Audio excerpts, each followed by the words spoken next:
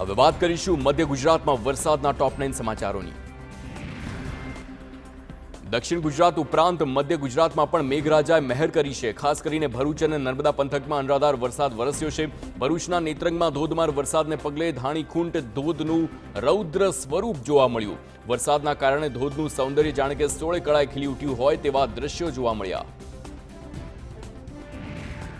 નેત્રંગ પંથકમાં અનરાધાર વરસાદથી જળબંબાકારની સ્થિતિનું નિર્માણ થયું છે। માત્ર 4 કલાકમાં 5.5 ઇંચ વરસાદ વરસતા અનેક નદીઓ અને નાળા છલકાયા છે। અમરાવતી નદી અને કાવેરી નદી બે કાંઠે વહેતી થઈ છે। આ ઉપરાંત નદી કિનારે આવેલી સોસાયટીઓમાં પણ વરસાદી પાણી ભરાઈ ગયા છે। ધોધમાર વરસાદને પગલે જનજીવન પર વ્યાપક અસર પહોંચી છે। વિવિધ માર્ગો પણ બંધ થઈ ગયા। નેત્રંગમાં ભારે વરસાદને પગલે મોરિયાણા ગામમાં નદી વચ્ચે એક યુવાન ફસાઈ ગયો। મોરિયાણા ગામનો યુવાન પસાર થઈ રહ્યો હતો। આ દરમિયાન અમરાવતી નદીમાં ઘોડાપૂર આવતા આ યુવાન ફસાઈ ગયો, જેથી યુવાન જીવ બચાવવા માટે તાડના ઝાડ પર ચડી ગયો હતો।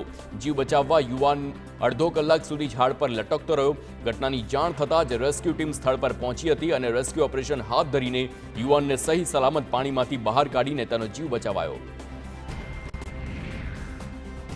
તો નર્મદા પંથકમાં ભારે વરસાદને પગલે ડેડિયાપાડામાં ગારદા અને મોટા જાંબુડા વચ્ચે આવેલ મોહન નદીમાં ઘોડાપૂરની સ્થિતિ સર્જાઈ છે। ઉપરવાસમાં વરસાદને પગલે બનેલો આ બ્રિજ પણ પાણીમાં ગરકાવ થઈ ગયો છે। પૂરના કારણે અસંખ્ય નોકરિયાતો અને વિદ્યાર્થીઓ અટવાઈ ગયા છે। તો બીજી તરફ ગારદા અને મોટા જાંબુડામાં નદી કિનારે આવેલા ખેતરોમાં પાણી ફરી વળતા ખેડૂતોને પણ ભારે નુકસાનની ભીતિ છે।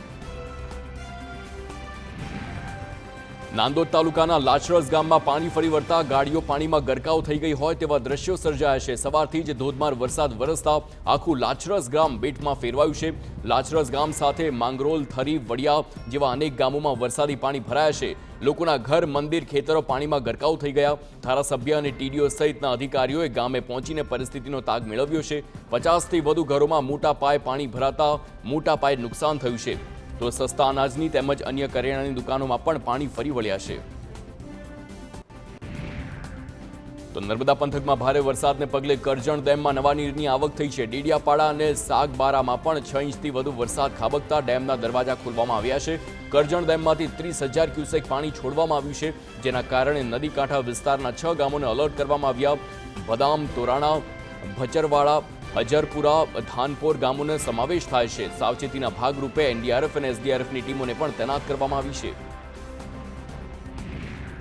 તો બીજી તરફ વડોદરાના ડભોઈ શહેર અને તાલુકામાં પણ ધોધમાર વરસાદ વરસ્યો છે। ડભોઈના ભારત ટોકીઝ, શાક market, Chhipwad, Vimal society, Uma society, Kansara વિસ્તારમાં પણ વરસાદ છે, જ્યારે કે ડભોઈ તાલુકાના ભીલાપુર, કુંઢેલા, શંકરપુરા, ફૂલવાડીમાં પણ મેઘમહેર થઈ છે। આ ઉપરાંત મંડાળા, કાયાવરણ, સુલતાનપુરા, પારીખા, નવાપુરામાં પણ સાર્વત્રિક વરસાદ વરસ્યો।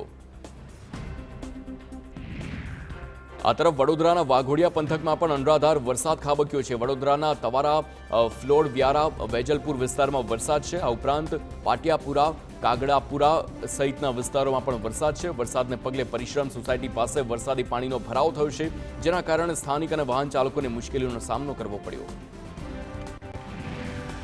આ તરફ અમદાવાદ શહેરમાં પણ ધોધમાર વરસાદ વરસ્યો છે। શહેરના વાતાવરણમાં અચાનક જ પલટો આવ્યા બાદ મુશળધાર વરસાદ વરસ્યો। શહેરના શાહીબાગ એરપોર્ટ વિસ્તારમાં તેમજ અસારવા, ઇન્દિરા બ્રિજ, ગિરધરનગર, સદર બજાર વિસ્તારમાં પણ વરસાદ છે। તો બીજી તરફ ગોતા, જગતપુર, ન્યૂ ચાંદખેડા, ત્રાગડ, વસ્ત્રાલ, નારોલ સહિતના વિસ્તારમાં પણ તેમજ પૂર્વ વિસ્તારમાં પણ ધોધમાર વરસાદ છે। વાડજ, ઉસ્માનપુરા, સુભાષ બ્રિજ વિસ્તારમાં પણ મેઘમહેર જોવા મળી છે।